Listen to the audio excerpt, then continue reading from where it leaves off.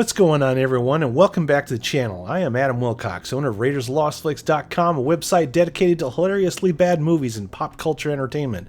Remember, if it's a bad movie, we want to know about it. If you are a returning subscriber, welcome back. If you're new to the channel, I review movies, both old and new, talk about movie-related topics such as Dune, which is near and dear to my heart. So if that sounds like something that entertains you, I welcome you to the channel. And please, if you could hit those buttons for me, I would truly appreciate it more than you could know. So for those of you who are not new, I have been watching a development of Dune 2020 with overwhelming enthusiasm. Ever since I left the theater after Star Wars Return of the Jedi came out, I'd been longing for more epic science fiction on the big screen. In 1984, movie sequels were rare and not announced 5 minutes after the box office totals came in like now. And there were no pre-planned cinematic universes. The best you could do was to wait for the next big thing. Dune appeared to be just that thing. I was super excited. I had no prior knowledge of the novels, the costumes, the trailers, even the posters had got me pretty excited. And when it came out, it was a critical and commercial failure.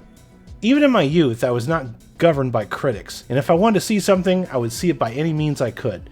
My parents certainly were not going to take me to see it after they read the disappointing reviews in the newspaper and watched Robert Ebert verbally slay the movie on primetime TV. Finally, I got to see it on HBO, and I was very confused. It was extremely difficult to follow. It was the first time I'd ever seen something that frustrated me to the point of anger. In fact, parts of it were downright dark and disgusting for a fourth grader. A few years later, they showed it on TV with a long narration at the beginning, which I assumed was to make it easier to understand. And I understood the opening, but once the movie starts and the inner monologue started, it lost me again. I became convinced that perhaps Dune was just too complicated for me to comprehend, and I forgot about it for years. In the early 2000s, the TV channel was trying to establish itself by developing binge-worthy programs before it changed the name and became a dumping ground for low-budget trash. Frank Herbert's Dune was a 4-part miniseries that was a more faithful adaptation of the first novel. I was spellbound because I understood absolutely everything that was going on.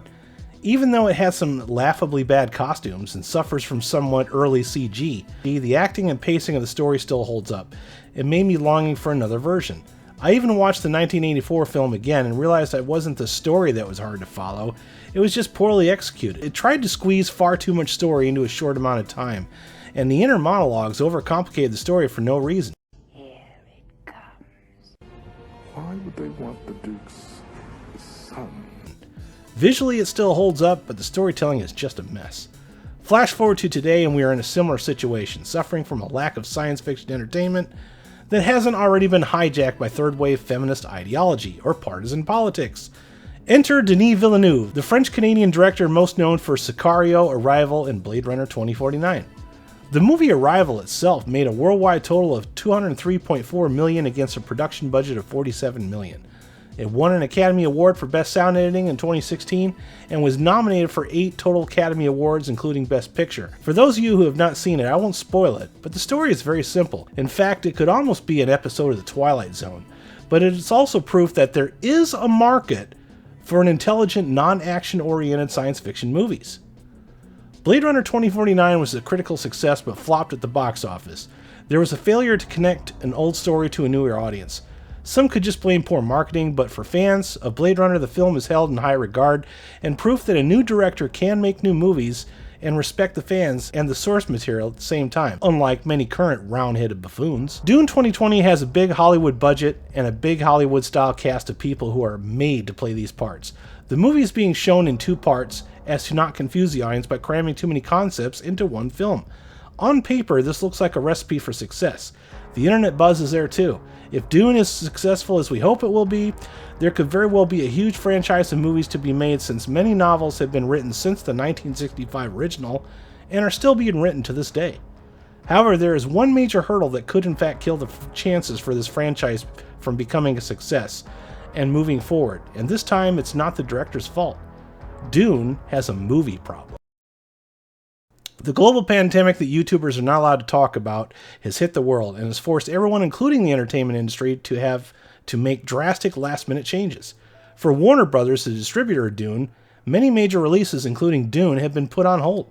Dune was originally supposed to have a release date of 2/20/20, but was pushed back to November. Now, due to the pandemic, Warner Brothers have pushed back all major releases to crowd the box office, which seems an odd choice considering that most theaters are currently closed at the time of making this video. Right now we have Tenet at July 17, 2020, Wonder Woman 1984, August 14th, 2020, Godzilla vs. King Kong, November 20th, 2020, and then Dune in December 18th of 2020. Wow, that's a lot of movies in a short amount of time. Christopher Nolan has been very public about stating that his film Tenet, which is described by Wikipedia as, quote, a secret agent is tasked with preventing World War III, to be the film to get people back into theaters and save the box office. No pressure. According to the Washington Post, nearly every U.S. state has had the highest rate of unemployment since the Great Depression. According to a recent study published by Variety, a poll states that 70% of consumers would rather watch new movies at home. Now, I know some people say this is bogus, but I have to admit there's a good point to be made here. Most movies do actually look much better with a large screen.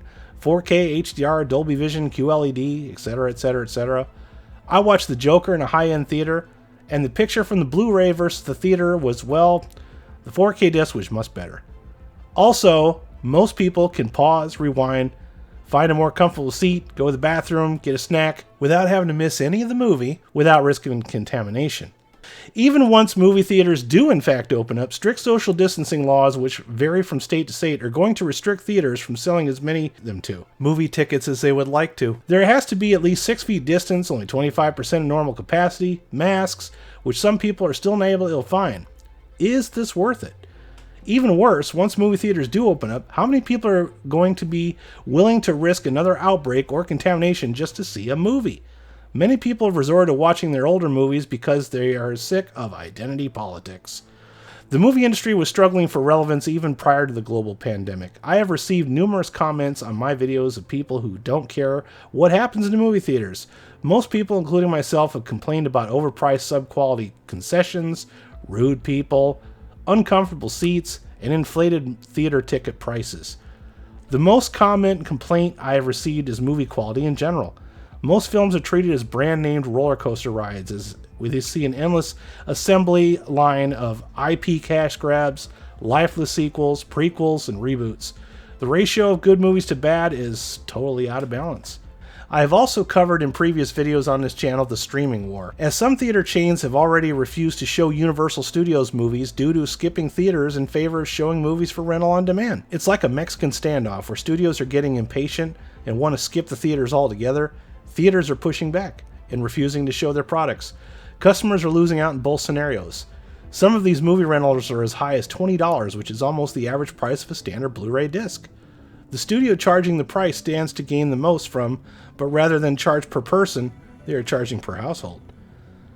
One thing that has been discussed quite frequently is the return of drive-in theaters. While I have very fond memories of going to the drive-in when I was a kid, we also didn't have 60-inch 4K QLED Dolby Vision flat-screen TVs either. Any big screen was incredible. I'll admit the drive-in seems like a safer bet, but that opens up a world of problems such as having to use a public restroom, or what extremes will the drive-in theater take to prevent snacks from being brought in. You can't rely on people to do responsible things, which is another reason drive-ins faded away in the first place. It sounds good on paper, but when you really think about it, it has its own fair share of problems. Like people doinking in the car next to you. Gross. Or taking a dump in a coffee can. Ugh. Am I willing to risk going out to the theater in December to see Dune? Yes. However, it still doesn't fix the biggest problem Dune faces. In order to be successful, it still has to sell a certain amount of movie tickets per day in order to be in the green. All of these problems, I feel, will ultimately hurt Dune's bottom line. In fact, I would not be angry at all if Dune were released as another miniseries on a streaming service such as Netflix, or sold the same day digital, or even if it was sold directly to Blu-ray. If they do release it on Netflix, please break it up into short 45-minute segments. We live in this crazy world now where we will complain about how long of a movie The Irishman is, but at the same time marathon an entire season of The Office. I want this franchise to succeed, but it has many hurdles ahead. Without any vaccination or any definite word of when the pandemic will run its course, remains to be seen. Dune 2020 may even have to be put on hold, maybe just a little bit longer. So do you think Dune should wait a while to be released on streaming platform or be available as a digital on-demand rental? How do you plan to see it? Is Dune a movie you would risk the protocols to go see? Leave a comment down below. Thanks for watching this video. I hope you enjoyed it. Please subscribe for more content. Make sure you join us on this channel live every Tuesday night at 10 p.m. Eastern Standard Time as we review old TV shows that we thought were cool and see if they still hold up or if it was just the nostalgia goggles. Also join us every Friday at night at Raiders of the Lost Flicks Live at 8 p.m. Eastern Standard Time, where we watch trashy old movies with our audiences and we let you vote on the score via online polls. All of my other stuff can be found at www.raidersofthelostflicks.com. Thank you, and remember that if it's a bad movie, we want to know about it.